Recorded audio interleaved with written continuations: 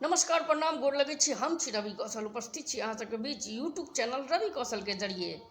किस तक खास है बॉडी में, अब आँख के नाम नहीं लो लेबे। हाँ, खास है नाक जी। एक कहावत है ना, लोग सब कहे कि नाक छै तऽ नाम छै, नाक छै तऽ आन बान शान छै।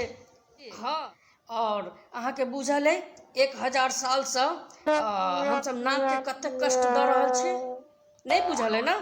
बुझो 1000 साल से भाई साहब नाक बड़ा कष्ट में छै जी। कुछ भी पहने छिए तो सर पर पहिरे छिए, टोपी पहिरे छिए सर पर पहिरे छिए, नाक उघार छै। लेकिन आब जमाना बदल गेले, आब नाको के पहिरे लेल एक भेट गेले, मास्क। ओना तऽ मानव जीवन में गैस के बड़ा अहमियत छै जी। पेट में गैस भ गेल तब टेंशन, घर में गैस सिलेंडर खत्म भ गेल तब टेंशन, 4 गोरा के बैठल छी अगर गैस बीच में छूट जाए तब टेंशन।